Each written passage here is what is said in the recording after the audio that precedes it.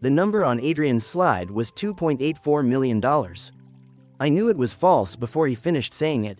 Projected spoilage exposure for the next 2 quarters, he told the board. If we stay on this path, Calder Cold Chain will break its loan covenant by the end of the month. No one looked at me. They looked at Adrian. We met after 9 in Warehouse 1, the oldest building our family owned. Compressors trembled beneath the floor as truck lights moved toward the port of Tacoma. My father, Owen, sat at the head of the table with a blanket across his knees. A cardiac episode 6 months earlier had forced him out of daily operations. He remained sharp, but exhaustion shortened his patience. Adrian stood beside him like the solution. Sell the Kent facility, he said. Then borrow against the waterfront headquarters and automate receiving and inventory control. We reduce labor waste, cut temperature loss, and buy 18 months. My father nodded. I stared at the figure. $2.84 million. 3 days earlier, I had corrected that estimate to $1.91 million after finding duplicated loss projections. I saved the revised model in a restricted operations folder and sent it to no one. The only person I told was Jessa, our finance manager, and my younger half-sister, who was supposed to verify the numbers the next morning. Adrian could access lender packages, maintenance forecasts, and board documents. He could not replace a finance-approved model. He should not have been presenting the old figure as current. I could have challenged him immediately. But without evidence, it would have sounded personal. Adrian was not only the turnaround consultant my father trusted, he was my fiancé. He entered our lives during the worst part of my father's medical leave, when suppliers were shortening terms and I was sleeping in my office twice a week. Adrian renegotiated 2 freight contracts, delayed a lender review, and found a payroll mistake draining cash every month. Then he became the person who noticed when I skipped dinner. I had always been the dependable daughter, the one who covered shifts, calmed vendors, and handled family emergencies. Adrian's confidence felt like relief. With him beside me, I believed I could stop carrying everything alone. My father cleared his throat. Renee, you've reviewed the proposal. Is there an operational reason it won't work? There were several. Selling Kent would overload aging facilities. Borrowing against headquarters would risk our most valuable property. Adrian's automation schedule was too fast. But the board was really asking whether I would obstruct the man they trusted to save us. We need to validate the assumptions, I said. Adrian gave me a patient smile, the expression he used when he wanted disagreement to look like fear. We have 10 days, he said. After that, the covenant test hits, and our choices get made for us. My father leaned back. Adrian has moved this company farther in 6 months than anyone expected. We can't lose time because we're afraid to act. He never said my name, but everyone heard it. The meeting ended at 10:37. Adrian kissed my cheek near the stairwell and said he would call when he got home. We kept separate homes and finances. That night, the distance helped. By midnight, Warehouse 1 was empty. The refrigeration fans stopped section by section during their scheduled cycle, leaving the building strangely silent. Condensation ran down the sealed freezer doors while I sat alone with my laptop open. The shared drive showed one current file, Q4_spoilage_model_final. I opened it. The total was $2.84 million. My corrected version had disappeared. The modification history showed that the older model had been uploaded at 6:12 that evening, then relabeled as final. My revised file was buried in the archive, still carrying the $1.91 million total and my digital approval from 3 days earlier. I downloaded both versions to an encrypted personal drive.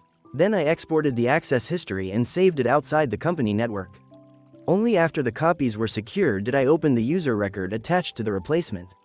It belonged to Jessa Calder. I stared at Jessa's name until the screen dimmed. There were innocent explanations, shared credentials, an accidental upload, a rushed correction under pressure. I listed them because the alternative was admitting that someone inside my family had changed financial records hours before a board meeting. At 6:30 the next morning, I pulled the inventory logs for the previous 8 weeks. Jessa's credentials appeared everywhere. Most entries were normal: damaged packaging, temperature claims, shorted pallets. But several had been posted between 1:00 and 3:00 a.m., long after finance staff had gone home. 3 increased projected spoilage, 2 shifted refrigeration repairs into the next quarter. 1 removed a vendor credit worth nearly $80,000. Each change made Adrian's crisis look more urgent. I carried the logs to the maintenance office, where paper work orders were still stored in metal drawers. The handwritten records did not match the digital reports. Compressor 7 had been approved for repair on August 14. The electronic file said the work was postponed at Finance's request. I called the contractor. Jessa Calder told us to hold, the service manager said. Cash preservation. Did she email that? One of your consultants called, then sent an authorization under her name. Which consultant? A pause. I'd have to check. By 9, our lender had requested a special review of spoilage losses. The inflated number had already left the company. Somebody was building an official record. Adrian found me with the logs across my desk. I found unauthorized changes under Jess's account, I said. His concern appeared with perfect control. How many? Enough. Then suspend her access before the lender asks why you didn't. She's my sister. She's the finance manager. Protecting her personally could expose you professionally. That was Adrian's talent. He could turn pressure into something that sounded like care. I need facts first. You have altered files and her login history. I have indicators, not proof. He touched my wrist. You don't have to carry her mistakes because you've always carried everyone else's. For a second, I wanted to believe he was protecting me. Then I noticed how quickly he had reached suspension. No questions about shared access. No interest in the contractor's missing email. He seemed less surprised than prepared. I found Jessa near the wash station outside cold room 3. She was scrubbing blue freezer marker ink from her fingers when I placed the logs on the steel counter. Why did your account replace my spoilage model? Her hands stopped under the water. I didn't replace it, your credentials did. That isn't the same thing. Then explain the difference. She shut off the faucet. You've already decided what happened. I'm asking you. No, you're doing what you always do. Everyone is guilty until they give you the answer you want. After our mother died, I was 22 and Jessa was 13. I packed lunches, attended school meetings, and checked every place she said she would be. I called it protection. She called it control. The lender has these numbers, I said. If someone used your account, tell me. Fear crossed her face before anger covered it. During Dad's hospitalization, people needed files at all hours. I shared my password. With whom? I'm not doing this here. With whom? Jessa. She glanced toward the security camera above the corridor. I said I shared it. That's all. Do you understand what this looks like? Her laugh was bitter. Yes, Renee, I understand exactly how it looks. She walked away. That afternoon, I called Priya Shah, a forensic accountant I had worked with during an insurance dispute. I told her we needed an independent loss review and asked whether she could preserve access logs without disrupting operations. If someone is altering records, she said, don't confront anyone else. Every warning gives them time. I authorized the review under our insurance compliance policy and gave her read-only access. That evening, Adrian cooked dinner at his place as if nothing had changed. He poured wine and said suspension did not have to mean accusation. My phone rang. It was the lender requesting source documents, user histories, and maintenance records. When I ended the call, Adrian said, they want the spoilage backup, don't they? I had not told him who was calling. He saw the question on my face. It was the obvious next step. Maybe it was. 2 hours later, Priya sent me a screenshot. Jessa's credentials had made the late-night changes. But the login had not come from Jessa's office, her laptop, or any finance terminal. It came through the executive guest network reserved for outside consultants. Priya's message stayed on my screen while Adrian slept 10 feet away. The guest network had served 3 outside groups that week, including his team. That was not proof he had used Jessa's account. It was enough to make every affectionate memory feel unstable. By morning, I knew the only safe move was to keep him from becoming careful. I told him I supported the rescue plan. We stood beside the loading dock before sunrise while workers scanned pallets under white lights. Compressor 7 shuddered hard enough to rattle its guard. If we're doing this, I said, we need one controlled data room. Lender models, property valuations, maintenance projections, buyer communications. Everything. Adrian studied me, then relaxed. That's the first thing you've said all week that makes me think we can still save this company. Part of me wanted that to be true. By noon, his consultants had created polished folders and executive summaries. Adrian ordered department heads to route financial questions through him. Every valuation and buyer document moved into the system. He thought I had surrendered control. What I had given him was a place where every version could be preserved. Priya entered through a monitored audit account. She copied file histories and metadata into an archive no consultant could reach.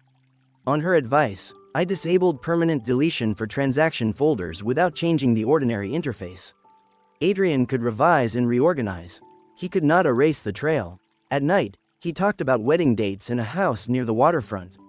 I listened and wondered how much of that future had ever included me. One evening, he noticed my distance. My last company didn't fail because the numbers were impossible, he said. It failed because the partners kept waiting for certainty. By the time they acted, the bank was deciding for them. There was no performance in his voice, only humiliation. I lost clients, credit, people who used to answer my calls. Bank was deciding for them. There was no performance in his voice, only humiliation. Promised myself I would never let hesitation destroy something again. For a moment, I saw the man I had agreed to marry. The next morning, I found Malcolm Reed beside Compressor 7. He had supervised Calder warehouses for 26 years and represented the employees. I asked him to preserve maintenance sheets, censor printouts, and shut down notices. Now you want the originals? He said. My crew reported unstable cycling for months. Adrian replaced 2 senior supervisors with consultants who said the old logs were unreliable. You approved it. I approved temporary oversight. You approved people who stopped listening. I need your help fixing that. You need my help proving something. Fixing it comes later. He agreed because hundreds of paychecks depended on learning what the digital records no longer showed. Over 4 days, Priya and Malcolm found a pattern. 3 refrigeration units had been shut down outside normal maintenance windows. Each interruption happened shortly before an insurance loss update or property valuation. The shutdowns were brief, but long enough to increase temperature variance reports and projected spoilage. The digital summaries called them equipment failures. The handwritten logs called them planned shutdowns ordered by consulting staff. When I asked Adrian why the maintenance numbers had changed, he answered without hesitation. Old buildings produce inconsistent data. That's why automation is necessary. If I exposed him before we had another source of financing, he could leave us with suspicion, a broken covenant, and hundreds of employees without work. That Friday, Adrian called an emergency board session. The acquisition group will fund the transition, he said. But they won't reserve capital while we debate. They want exclusivity signed within 7 days. If we reject it, the lender can accelerate its review. Vendors shorten terms. Payroll becomes uncertain. We could be discussing layoffs before the end of the month. The danger was real. After the meeting, Priya asked me to meet her at a roadside motel south of Tacoma. Metadata reports covered the desk, with mismatched creation dates circled in black ink. She placed 2 documents side by side. Both carried Adrian's project code. Both described our waterfront headquarters. Both had been created within 48 hours. The version prepared for our board called the property obsolete and worth little beyond industrial use. The version sent to the acquisition group called it a rare redevelopment site with extraordinary long-term value. One document said our land. The other promised the buyer it could be worth a fortune. The 2 proposals gave me enough reason to confront my father. I found Owen in his office, surrounded by unopened mail, medication schedules, and a lunch he had barely touched. Beneath a stack of cardiology paperwork was an unsigned retirement letter. I placed both property reports on his desk. Which one did you approve? He read the first page, then the second. I didn't approve either valuation. That wasn't my question. He removed his glasses. Renee, we don't have time for family drama. This is company fraud. Be careful with that word. Then give me a better one. I showed him the creation dates, Adrian's project code, and the shutdown records Malcolm had preserved. Owen listened until I mentioned the bridge loan. Then he looked away. You knew about it, I said. I authorized a temporary facility. Without board approval? Without telling me? It was an emergency. You would have rejected it. The answer came too easily because someone had already taught him how to explain me. Adrian said you would focus on downside until the opportunity disappeared, he continued. He said we needed someone willing to move, so you borrowed against the company while I was running it, and let my fiancé keep it from me. I was trying to save what I built. There it was, what he built, not what Jessa managed, what Malcolm's crews kept cold, or what I'd spent 17 years operating. In my father's mind, leadership still looked most convincing when it sounded like him. I asked what else Adrian had been promised. Owen's silence became another confession. After the wedding, he said, I intended to expand his authority. Strategy, lender relations, capital planning. Over me? Beside you. That is not what you meant. He stood too quickly and gripped the desk until the dizziness passed. If you expose this now, the lender sees unauthorized debt, weak controls, and conflict inside the family. They won't care who feels betrayed. They'll protect their money. And if we stay quiet, Adrian gets the property. We negotiate from strength. We have two sets of numbers and a man controlling both. Owen refused to support an accusation. He called it premature and dangerous. I left before anger made me careless. Jessa was waiting in the finance archive. She locked the door after I entered. "You talked to Dad," she said. "How did you know?" "Because Adrian asked whether you had." She opened a voice memo on her phone. Adrian's voice was calm. He explained that Owen had authorized the bridge loan, that Jessa's shared credentials connected her to the adjustments, and that a lender investigation would ask why a finance manager processed unsupported entries.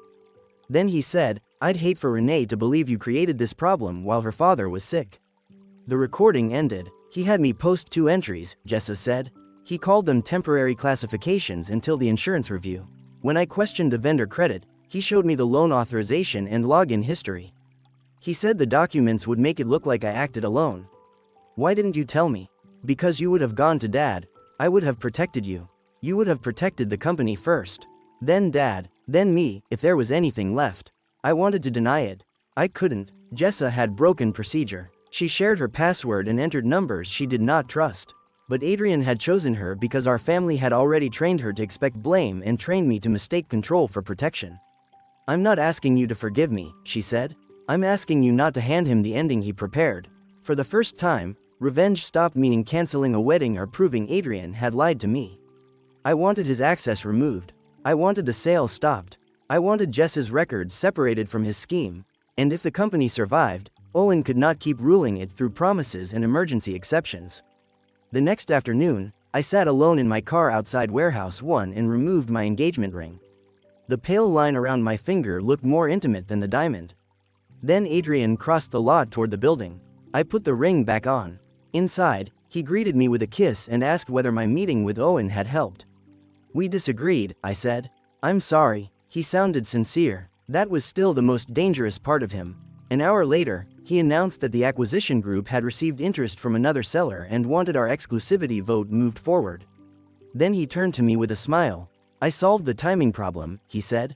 "We'll announce the sale agreement the same weekend we announce our wedding date. One story, one future, no uncertainty." He had decided to bind my family's company and my marriage together. And he expected me to stand beside him while he did it. The next morning, I told Jessa, Priya, and Malcolm that stopping Adrian was no longer enough. We needed a way to keep the company alive after we removed him. Priya contacted a regional lender that specialized in distressed family businesses. They agreed to review us quietly, but their conditions were severe. Owen had to resign from daily control. The employees had to convert part of their annual bonus into temporary profit-sharing units. And I had to place part of my inheritance behind a limited personal guarantee. If the turnaround failed, I would lose more than my job. I would lose the only financial protection my mother had left me. I signed the preliminary commitment anyway. Jessa rebuilt the cash flow model from original invoices, bank statements, and vendor credits. She created controls requiring 2 approvals for adjustments and separate authentication for remote access. The woman everyone had been ready to blame became the person repairing the system Adrian had used against us. We still did not trust each other completely, but we stopped hiding information. That mattered more. Malcolm took the proposal to the shift representatives. He told them what we could prove: the company might survive without selling the waterfront property, but only if management surrendered authority and workers accepted short-term sacrifice. Some employees refused immediately. Others asked why they should surrender bonuses after leadership created the crisis. They were right. I met them during shift changes beside the loading bays. I explained the lender conditions, repair backlog, and risk attached to my guarantee. I did not ask them to trust the Calder name. I asked them to judge the plan. For 3 days, workers signed conditional participation forms while forklifts moved behind them. We reached the required threshold with 11 signatures to spare. Then I went to my father. "Saving the company will require your resignation," I said. Owen looked at the term sheet and pushed it away. "Adrian's offer does not require me to abandon my own business. His offer requires you to lose it while calling the loss a rescue. You expect me to hand control to a bank and an employee committee? I expect you to stop treating control as ownership." He would not agree. Not yet. Priya found the next piece 2 nights later. Buried inside a consulting services schedule was a payment agreement between Adrian and Celeste Ward's acquisition fund. If Calder Cold Chain entered a distressed sale, Adrian would receive a success fee based on the final property discount. The worse our valuation became, the easier the acquisition became. And the easier it became, the more he earned. Priya preserved the document, its transmission history, and the original email container. We placed authenticated copies in the sealed board review package but made no accusation. The alternative financing was not final. Until it was, Adrian still controlled the only complete offer. He discovered Priya's audit account the following afternoon. He did not confront me. He retaliated. At 8:10 the next morning, 2 state food safety inspectors arrived at Warehouse 1 with a lender representative. Someone had reported that I concealed repeated temperature violations in cold room 4. An inspector cut the compliance seal while employees watched from the aisle. Adrian stood behind the executive office glass, arms folded, offering no help. The inspection found a damaged door gasket, incomplete calibration records, and moisture near an electrical housing. Nothing justified the language in the complaint, but the lender representative warned me that a shutdown would suspend the refinancing review. I walked through the empty refrigerated aisle while inspectors tested sensors behind me. Every closed door represented stored product, customer contracts, and another family depending on our payroll. To defend myself fully, I would have to reveal the preserved logs and show Adrian how much we had found. To protect the investigation, I had to risk appearing negligent. Malcolm brought the inspector an original shutdown binder. The complaint claimed cold room 4 failed during normal operations. The handwritten order showed Adrian's consulting team had instructed maintenance to shut it down for a capacity stress test, then redirected product without completing the required post-test calibration. Priya produced the corresponding digital version. The shutdown order had been removed. The inspector compared both records, then asked Adrian's project manager to explain the discrepancy. No explanation came. By late afternoon, the warehouse remained open. We received a corrective action notice, not a closure order. The lender representative reopened the refinancing review, and the official inspection report identified the hidden safety issue for what it was. Not a failure I had concealed. A maintenance shutdown Adrian's own team had ordered, then erased from its report. The inspection report gave me something Adrian had not expected, an official record he could not rewrite. 2 days later, everyone who could decide Calder Cold Chain's future gathered above Warehouse 1. The bridge lender, regional lender, acquisition fund, employee representative, and redevelopment authority all attended. Adrian presented first. He described the inspection as proof that management had lost control and called the distressed sale painful but necessary. Then he looked at me. "Renee has been under extraordinary pressure," he said. "Her judgment is affected by family conflict and her father's illness." He made my resistance sound like instability. A refrigeration alarm sounded beyond the wall. "Without the acquisition fund," he said, "we would violate our covenant, lose supplier confidence, and run out of operating cash within 90 days. Owen started to speak. I stopped him. "I'll answer for operations." I asked Malcolm to begin. He placed the original shutdown binders on the table. 3 planned shutdowns had been ordered by Adrian's consultants shortly before loss reports and property valuations. "The digital system called these failures," Malcolm said. "They were tests. My crews were told not to challenge the consultants." Priya explained the preserved evidence and showed the remote use of Jess's credentials, the deleted vendor credit, and the restored spoilage models. "Metadata can be misunderstood," Adrian said. Priya displayed authentication reports from the company's cloud provider. Jessa stood next. Her hands shook, but her voice did not. "I shared my password during my father's hospitalization. That violated policy. I also entered 2 unsupported adjustments. I accept responsibility for that." Then she showed the login locations. Her credentials had been used after midnight through the executive guest network. The device identifiers matched laptops assigned to Adrian's consulting group. "I made mistakes," she said. "But I did not create the false model, remove maintenance history, or send the lender the inflated estimate." Adrian turned toward her. "You approved the entries, after you explained how easily the records could make me look responsible for everything." His expression changed briefly. "It was enough. I projected the 2 property models side by side. The version shown to our board described the waterfront headquarters as obsolete industrial property with limited resale value. The version sent to Celeste's fund described the same land as a rare redevelopment opportunity with major long-term upside." Celeste read it twice. "Adrian, you told us the board understood the redevelopment strategy. They understood the transaction." "No," I said. "We were shown a different transaction." I displayed the side agreement promising Adrian a success fee if Calder entered a distressed sale. His payment increased as the purchase discount widened. For the first time, he looked unprepared. His request for a recess was denied.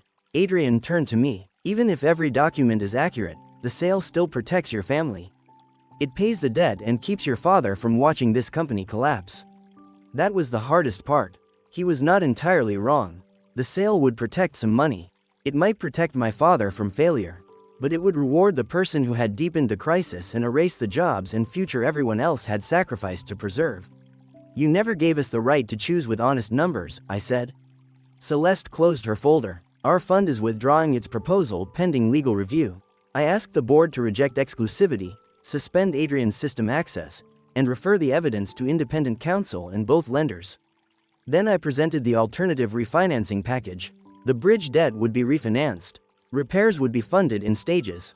Executive compensation would be reduced. Employee profit sharing would begin after the first successful quarter. But two conditions remained. My personal guarantee had to become effective immediately. And Owen had to resign from daily control before the vote. My father stared at the resignation page. I built this company. I know. You're asking me to walk away while it's in danger. I'm asking you to stop using danger as the reason no one else can lead. Adrian stood. Without me, this company does not last 90 days. No one answered him. Employees waited between parked trailers outside. Beyond the glass, forklift engines idled while employees watched the conference room windows, waiting to learn whether they still had jobs. Owen picked up the pen, then set it down. For several seconds, I believed he would choose control over survival. Then he looked at Jessa. I should have listened sooner. He signed. I removed my engagement ring under the table and placed it in my pocket before casting my vote. The refinancing package passed by one vote. A security administrator disabled Adrian's access while he sat there. His phone vibrated with each notification. When the meeting ended, he looked at me, waiting for the private conversation he believed our history still guaranteed him. I gathered my files, walked past him, and opened the door for the employees outside. By the time the employees came upstairs, Adrian's contract had been terminated. His access badge stopped working before he reached the elevator. On the security screen, his name disappeared from the authorized user list one permission at a time, finance. Lender portal, executive network, building access. Independent counsel took custody of Priya's evidence, the altered models, remote login history, and Adrian's compensation agreement with Celeste's fund. The bridge lender opened its own review of the unauthorized loan. Adrian was no longer the person everyone called when the company was in trouble. He asked to see me alone 3 days later. We met in a glass conference room. He looked exhausted, but still believed the right explanation could restore his life. I loved you, he said. I believed that he believed it. You also used my family's crisis to repair your career. Both things can be true. That doesn't make either one acceptable. He said the sale would have paid the debt, protected my father's wealth, and preserved the stronger divisions. That was how Adrian understood love. He could take away another person's choices as long as he believed the outcome was efficient. You didn't trust me with the truth, I said. You would have stopped me. Yes. He looked at my bare hand. So this is over? It was over when you decided honesty was an obstacle to manage. I returned the ring without a scene. He accepted it without apologizing again. Some of his feelings may have been real. That made the betrayal harder, not smaller. Love had become another tool he used to keep me calm while he controlled the decision.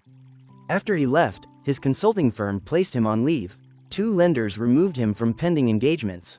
The authenticated records traveled through the professional channels he had depended on. Owen's resignation took effect that week.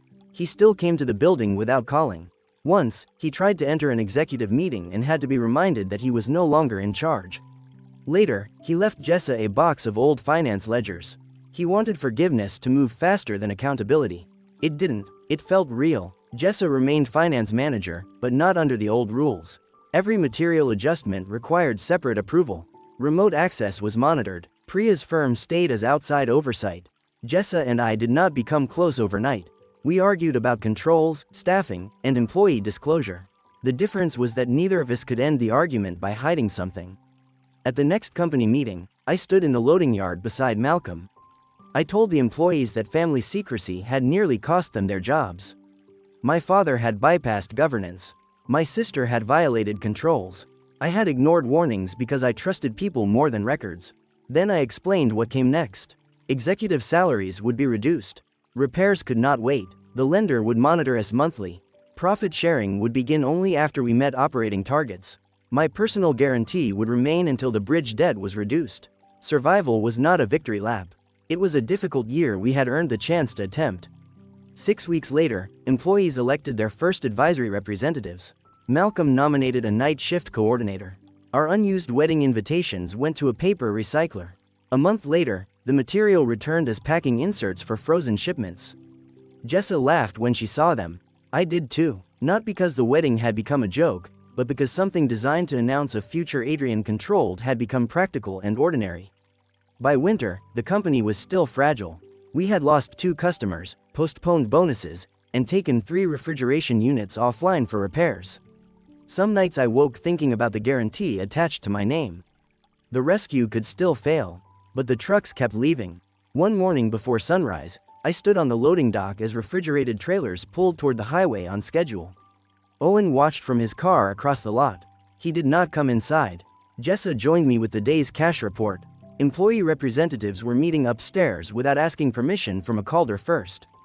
For most of my life, I thought inheritance meant accepting whatever my father built and protecting it exactly as he left it.